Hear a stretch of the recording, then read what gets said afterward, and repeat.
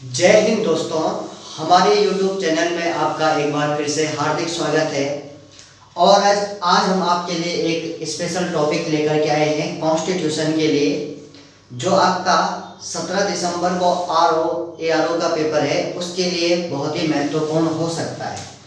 तो दोस्तों, हम आज संविधान या कॉन्स्टिट्यूशन के अंतर्गत एक विशेष टॉपिक को क्लियर करेंगे।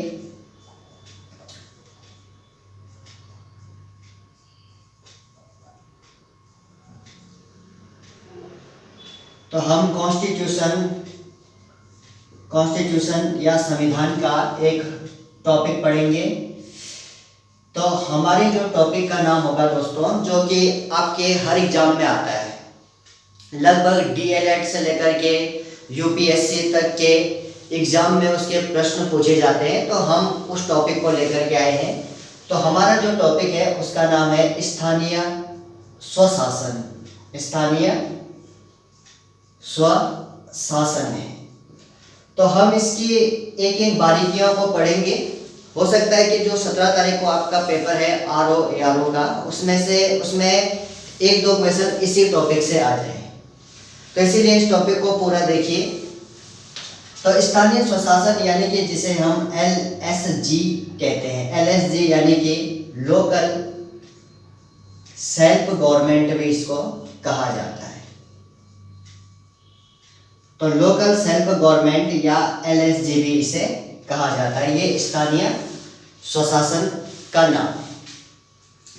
तो सबसे पहले दोस्तों बात करते हैं कि स्थानीय स्वशासन जो है वो किस सूची का विषय है। यानी कि आप सभी को पता है कि भारतीय संविधान में 4 सूचियां हैं: केंद्र सूची, राज्य सूची, समवर्ती सूची और अवशिष्ट शक्तियां।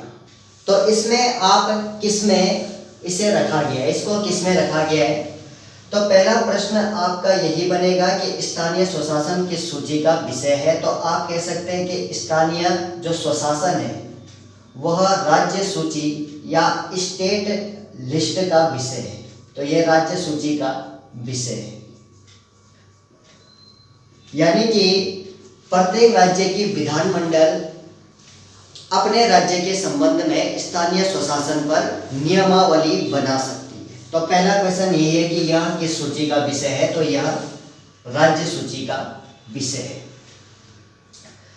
दूसरी बात कि ये जो स्थानीय स्वशासन है, इसका उद्देश्य क्या होता है। अगर हम इसके उद्देश्य की बात करें तो इसका जो उद्देश्य है, मुख्य उद्देश्य यानी कि जो इसका एम है, वो ये है कि सत्ता का विकेंद्रीयकरण करना। तो इसका मेन उद्देश्य है सत्ता का विकेंद्रीयकरण करना। तो विकेंद्रीयकरण का अर्थ होता है सत्ता का बंटवारा करना।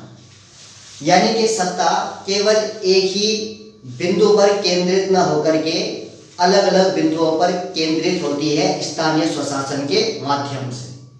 स्थानीय स्वशासन के तहत जो है स्थानीय स्तरों पे भी सरकारें गठित की जाती है। सत्ता का विकेंद्रीयकरण किया जाता है। सत्ता केंद्र में भी है, सत्ता राज्य में भी है और सत्ता स्थानीय स्वशासन स्तर पर भी है। तो सत्ता का विकेंद्रीयकरण करना इसका मूल उद्देश्य होता है। तो ऐसा करके क्या होगा? ऐसा करके आम आदमी भी सत्ता का भागीदार बनेगा। तो सत्ता का विकेंद्रीयकरण करना और आम आदमी को शासन का या सत्ता का भागीदार बनाना। तो आम आदमी को सत्ता का भागीदार बनाना, ये जो है स्थानीय स्वशासन का उद्देश्य होता है। इसी स्थानीय स्वशासन के तहत ग्राम पंचायतें गठित की जाती है ग्रामीण क्षेत्रों में। और ग्राम पंचायत में कोई आम आदमी ही ग्राम प्रधान बनता है। तो सत्ता का विकेंद्रीयकरण करके आम आदमी को सत्ता का भागीदार बनाना, ये स्थानीय स्वशासन का मूल उद्देश्य होता है। यानी कि इंग्लिश में आप ये कह सकते हैं कि डिसेंट्रलाइजेशन ऑफ अथॉरिटी। तो अथॉरिटी का डिसेंट्रलाइजेशन करना जो है स्थानीय स्वशासन का मुख्य विषय है। अगला प्रश्न आपके पास ये बनता है दोस्तों कि स्थानीय स्वशासन पर किस नेता के विचारों का प्रभाव है, तो महात्मा गांधी के। तो गांधी जी के विचारों का प्रभाव स्थानीय स्वशासन पर देखने को मिलता है, क्योंकि महात्मा गांधी जी ने ही कहा था कि भारत का हृदय इसके गांवों में निवास करता है। तो स्थानीय स्वशासन पर गांधी जी के विचारधारा देखने को मिलती है। विषय को आगे बढ़ाते हैं कि स्थानीय स्वशासन जो होता है उसके तहत कितने प्रकार की सरकारें गठित की जाती है। तो स्थानीय स्वशासन या जिसे शॉर्ट में LSG कहा जाता है, इसके तहत 2 प्रकार की सरकारें गठित की जाती है, यानी कि 2 अलग अलग सरकारें गठित की जाती है। तो एक सरकार जो होती है वो ग्रामीण क्षेत्रों में होती है, ग्रामीण क्षेत्रों में होती है, यानी कि एक सरकार जो होती है वो रूरल एरियाज में होती है। तो ग्रामीण क्षेत्रों में जो सरकार होती है उसे पंचायत कहा जाता है, तो उसे पंचायत कहा जाता है। और दूसरी सरकार जो है वो शहरी क्षेत्रों में गठित की जाती है, और शहरी क्षेत्र यानी कि अर्बन एरियाज में उसको गठित किया जाता है। तो अब किसे ग्रामीण क्षेत्र कहा जाएगा, किसे शहरी क्षेत्र कहा जाएगा, तो यह जनसंख्या के आधार पर निर्धारित किया जाता है।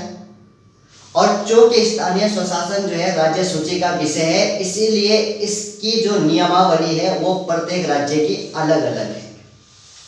तो शहरी क्षेत्रों में जो है वो गठित किया जाएगा नगर शासन, यानी कि हम उसे कंबाइंडली नगर शासन कह सकते हैं। और नगर शासन में जो है सबसे छोटा रूप जो है नगर पंचायत होता है। नगर पंचायत जब आगे बढ़ता है, उसका जब बड़ा रूप देखने को मिलता है तो वो नगर पालिका परिषद में बदल जाता है, और नगर पालिका आगे नगर निगम में बदल जाती है जनसंख्या बढ़ने पर। तो शहरी क्षेत्रों में हम ये कह सकते हैं, बुक में ये लिखा रहता है कि शहरी क्षेत्र में नगर पालिका इसके अंतर्गत बनती है, लेकिन नगर पालिका एक प्रॉपर शब्द हम नगर शासन कह सकते हैं कि नगर शासन शहरी क्षेत्रों में इस व्यवस्था के तहत बनाया जाता है।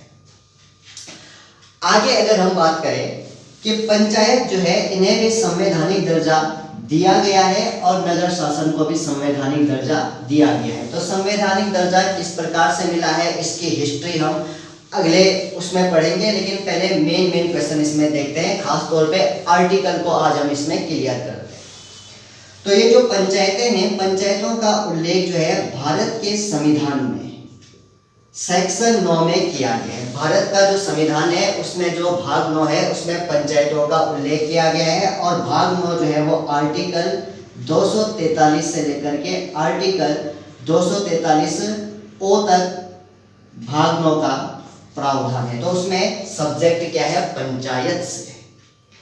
इसके अलावा पंचायतों को संविधान की अनुसूची 11 के तहत शक्तियां दी गई है। तो अनुसूची 11 में पंचायतों की शक्तियों का उल्लेख किया गया है कि कितने विषय पर वो कानून बना सकते हैं। इसी प्रकार से नगर शासन की बात करें तो नगर शासन को जो है वो संविधान के भाग 9 को में स्थान दिया गया है, या आप उसको 9A भी कह सकते हैं। तो 9 को जो है कहां से कहां तक है, आर्टिकल 243 P से लेकर, यानी कि O के बाद P आएगा इंग्लिश अल्फाबेट में। तो 243 P से लेकर के आर्टिकल 243 ZG तक, यानी कि ZA ZB और इस तरह से ZG तक उसका प्रावधान किया गया। तो 18 आर्टिकल नगर शासन के संबंध में देखने को मिलते हैं और 16 आर्टिकल जो है वो पंचायत के संबंध में देखने को मिलते हैं। इसके अलावा नगर शासन को जो है वो अनुसूची 12 के तहत, क्योंकि भारत के संविधान में कुल 12 अनुसूचियां हैं, तो अनुसूची 12 के तहत उसे जो है शक्तियां प्रदान की गई है। तो दोस्तों आज हम जो है इस टॉपिक में खास तौर पे पंचायत और नगर शासन के आर्टिकल क्लियर करेंगे, क्योंकि इन आर्टिकल पर जो है हर बार यूकेपीएससी में क्वेश्चन पूछे गए हैं, तो उसी को ध्यान में रखते हुए हम इसे आगे बढ़ाते हैं। तो आगे बढ़ते हैं दोस्तों। तो सबसे पहले हम पंचायत के आर्टिकल को क्लियर करेंगे और उसके बाद नगर शासन के आर्टिकल को क्लियर करेंगे और तब आगे इसकी पूरी हिस्ट्री और इसका पूरा संवैधानिक व्यवस्था पढ़ेंगे। तो अगर हम बात करें कि पंचायत जो है उन्हें संवैधानिक दर्जा दिया गया है भाग 9 में, या सेक्शन 9 भी आप उसको कह सकते हैं। तो सेक्शन 9 जो है वो है आपका आर्टिकल 243 से आर्टिकल 243 ओ तक नगर शासन का पंचायत का उल्लेख किया गया है। तो दोस्तों इन आर्टिकलों को क्लियर करते हैं, क्योंकि इसमें कई बार आर्टिकल से क्वेश्चन पूछे गए हैं और हर आर्टिकल जो है महत्वपूर्ण है। तो हम आर्टिकल 243 की अगर हम बात करें, आर्टिकल 243, तो आर्टिकल 243 में ग्राम सभा की परिभाषा दी गई है। तो सबसे पहले परिभाषा दी गई है ग्राम सभा की, यानी कि ग्राम सभा किसे कहा जाएगा।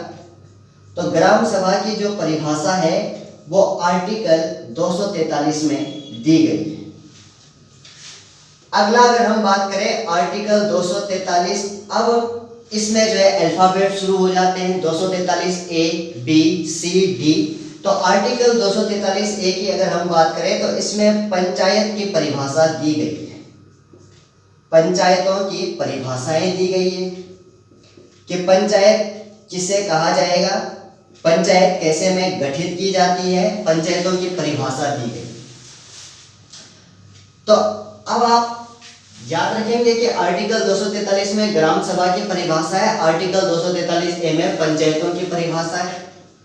आर्टिकल 243 बी की अगर हम बात करें तो आर्टिकल 243 बी में पंचायत का गठन, यानी कि पंचायत किस प्रकार से गठित होती है उस प्रक्रिया को बताया गया है।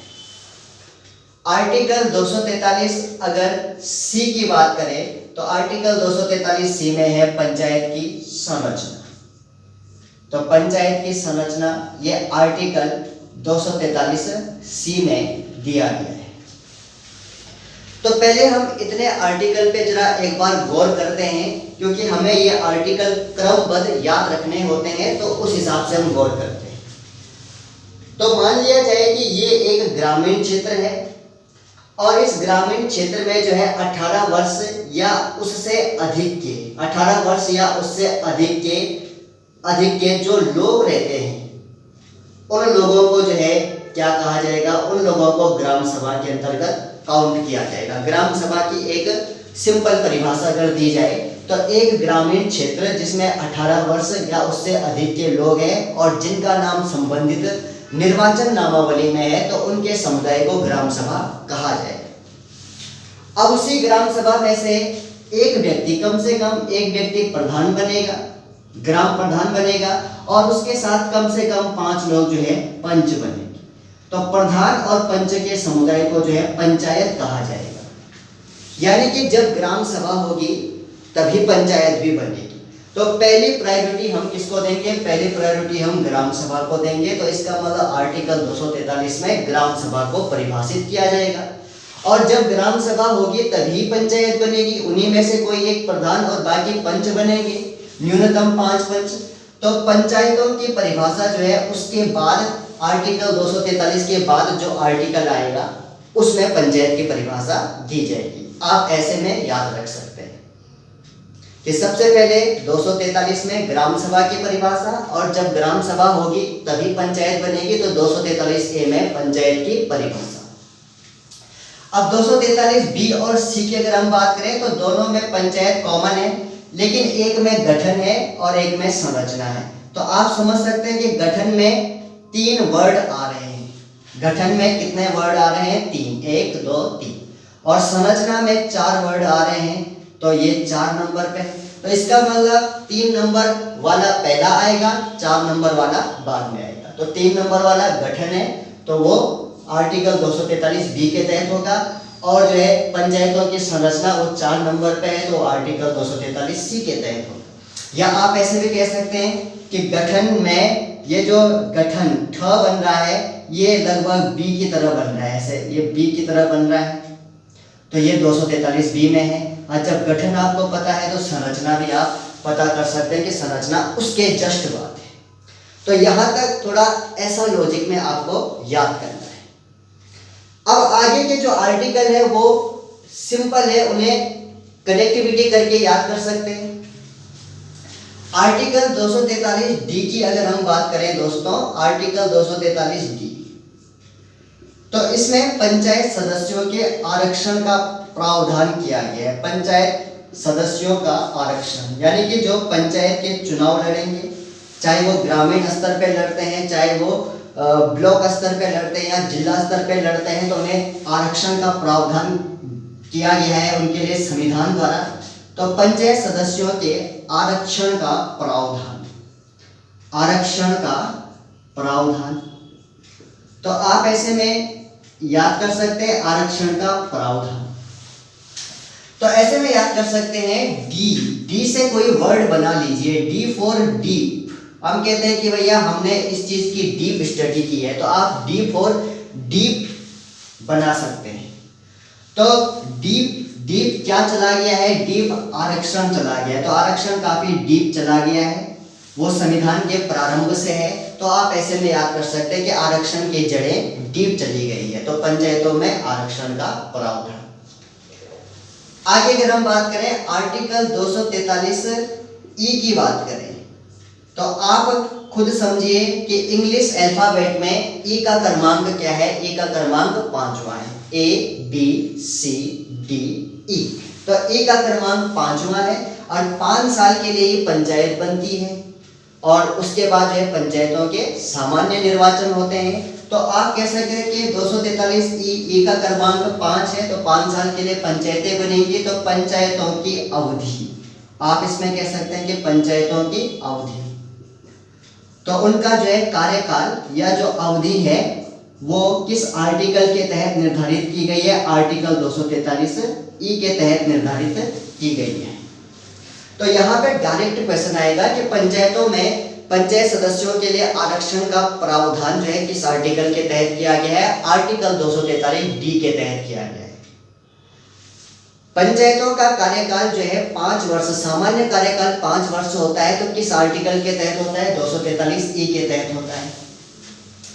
आगे अगर हम बात करें दोस्तों आर्टिकल 243 एफ की बात करें, तो एफ जो एक मतलब इंग्लिश अल्फाबेट है एल एफ, तो एफ से हम 2 शब्द बना सकते हैं। एफ फॉर फर्स्ट, जैसे हम कहते हैं कि वह क्लास में एफ आया, तो क्लास में फर्स्ट आया।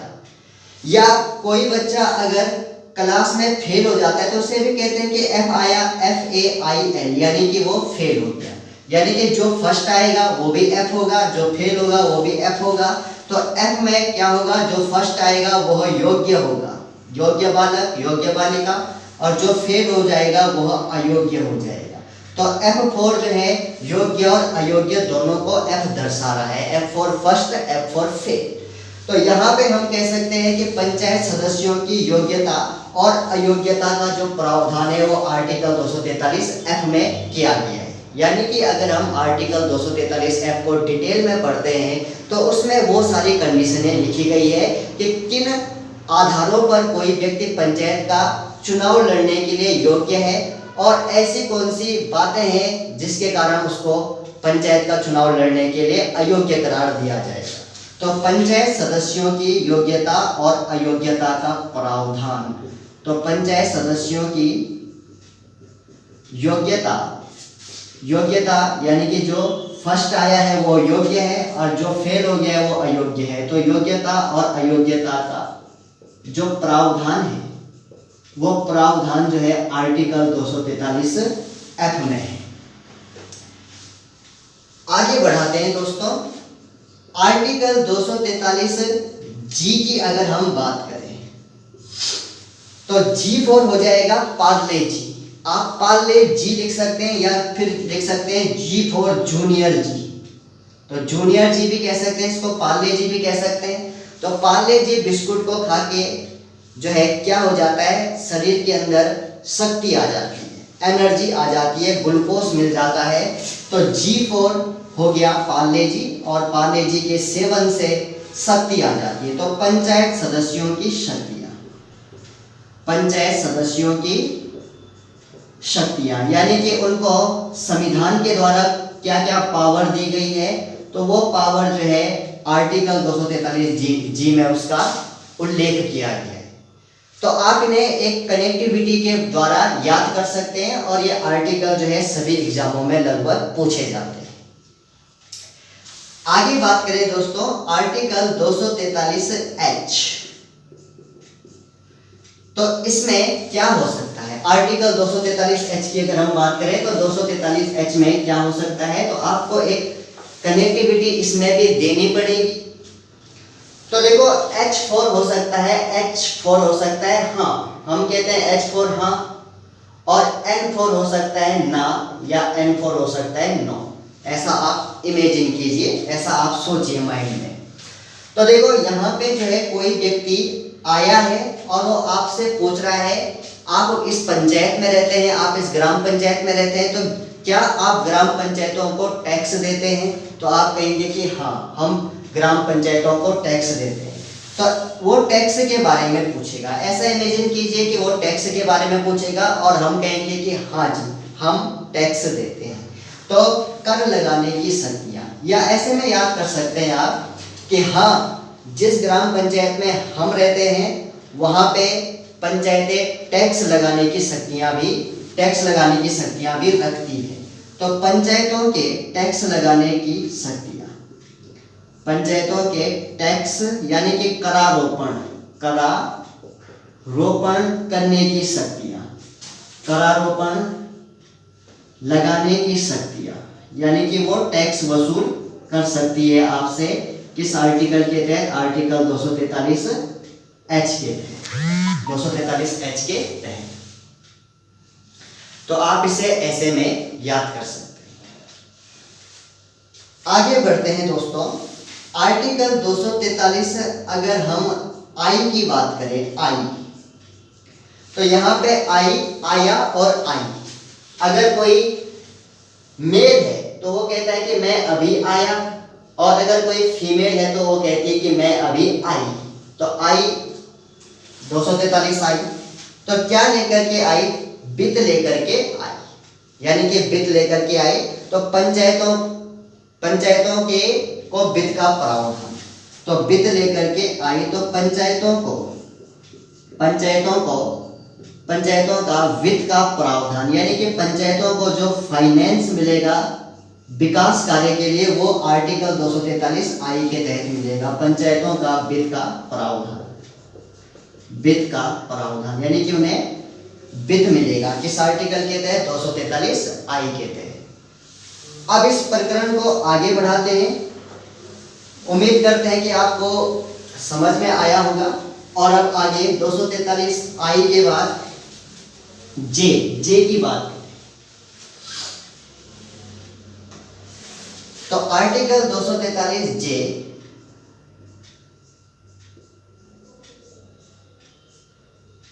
तो इसमें जो है जे, जहां पे वित्त मिला है तो उस वित्त पर लेखांकन होगा कि वित्त सही कार्यों पे लगाया गया है या नहीं। तो वित्त पर लेखांकन, यानी कि पंचायतों को जो फाइनेंस मिला है उस फाइनेंस पर जो है ऑडिट जो होगा वो आर्टिकल 243 जे के तहत होगा। तो आप कह सकते हैं कि आर्टिकल 243 जी वित्त पर लेखांकन। तो इसे भी आप कनेक्ट कर सकते हैं अपने माइंड से। आगे अगर हम बात करें 243 की बात करें, तो यहां पे अगर हम बात करें कि के से क्या हो सकता है, तो के से हो सकता है के फॉर कमल। हम के फॉर कमल कह सकते हैं, यानी कि लोटस। और कमल जो है वो भारतीय जनता पार्टी का चुनाव चिन्ह है, और जो है भारतीय जनता पार्टी क्या करेगी, वो भी निर्वाचन में भाग लेगी। तो यानी कि निर्वाचन से जुड़ गया के फॉर कमल, और कमल का फूल जो है निर्वाचन के समय दिखता है। तो आप कह सकते हैं कि पंचायतों में निर्वाचन का प्रावधान। तो पंचायतों में निर्वाचन या इलेक्शन का प्रावधान, निर्वाचन या इलेक्शन का प्रावधान। यानी कि पंचायतों के हर 5 साल बाद चुनाव होंगे, आम चुनाव होंगे। ये बात जो है किसमें कही गई है? आर्टिकल 243 के में कही गई। आर्टिकल 243 एल की बात करें तो एल फॉर आप लिस्ट लिख सकते हैं, लिस्ट, LIST, लिस्ट। तो जैसे एक लिस्ट टकी होती है तो उस लिस्ट में बहुतों के नाम होते हैं, जो पास हो जाते हैं उनके नाम होते हैं। एग्जाम के रिजल्ट के बाद जो लिस्ट आई, जो पास हो जाते हैं उनके नाम होते हैं, जो फेल होते हैं उनके नाम नहीं होते। तो लिस्ट में जो है नाम नहीं है। किसका नाम नहीं है? केंद्र शासित प्रदेशों का। तो केंद्र शासित प्रदेशों का लिस्ट में नाम नहीं है, क्योंकि केंद्र शासित प्रदेशों में पंचायतें गठित नहीं की जाती। तो केंद्र शासित प्रदेशों का नाम उस लिस्ट में नहीं है। आप ऐसा याद कर सकते हैं। तो केंद्र शासित प्रदेशों में पंचायतों का न होना है। तो पंचायतों का न होना यानी कि संविधान ने स्पष्ट कहा है कि केंद्र शासित प्रदेशों में पंचायतें नहीं होंगी। तो वो शहरी इलाके हैं तो वहां पे जो है क्या होंगे? वहां पे नगर निगम होंगे। आर्टिकल 243 एम की अगर हम बात करें तो एम फॉर आप लिख सकते हैं, एम फॉर हो गया मेनी, या आप लिख सकते हैं मोस्ट। तो भारत में कुछ ऐसे राज्य भी हैं, हम ऐसे नहीं कह सकते कि बहुत सारे राज्य हैं, केवल हमने कनेक्टिविटी के लिए लिखा है कि एम फॉर मेनी या एम फॉर मोस्ट। तो कुछ ऐसे राज्य है, मोस्ट राज्य है, मोस्ट इंपॉर्टेंट राज्य है जहां पे पंचायती राज नहीं है। तो कुछ राज्यों में पंचायतों का न होना, तो केंद्र शासित प्रदेशों में पंचायतें नहीं होती है, वो आर्टिकल 243 एल के तहत होता है। और भारत के कुछ गिने चुने ऐसे भी राज्य हैं, हम उसे मोस्ट स्टेट कह सकते हैं कनेक्टिविटी के अकॉर्डिंग, एम फॉर मोस्ट। तो कुछ मोस्ट राज्यों में पंचायतों का न होना, तो वहां पे पंचायतें नहीं होंगी, इस आर्टिकल में कहा गया है। क्यों नहीं होंगी उसे हम आगे के टॉपिक में पढ़ेंगे। आर्टिकल 243 एन की अगर हम बात करें तो एन से हम एक वर्ड बना सकते हैं, एन फॉर नेक्स्ट। नेक्स्ट का मतलब अगला, यानी कि 5 साल बाद अगली गवर्नमेंट आएगी, अगली सरकार आएगी 5 साल बाद। तो 5 साल तक एक पंचायत चलेगी, उसके बाद फिर दूसरी पंचायत आएगी। तो जब तक नेक्स्ट पंचायत आ नहीं जाती तब तक पुरानी पंचायत ही अपना काम करती रहेगी। तो यानी कि इलेक्शन हो जाने के बाद भी पंचायतों का बना रहना। तो आप ऐसे जोड़ सकते हैं कि पंचायतों का बना रहना, पंचायतें बनी रहेंगी। तो जब तक नेक्स्ट पंचायत नहीं आ जाएगी तब तक पुरानी पंचायत बनी रहेगी नेक्स्ट, ऐसे में आप इसको कनेक्टिविटी कर सकते हैं। आर्टिकल 243 ओ की बात करें तो 243 ओ, तो इसमें ओ है, ओ हम कहते हैं ओ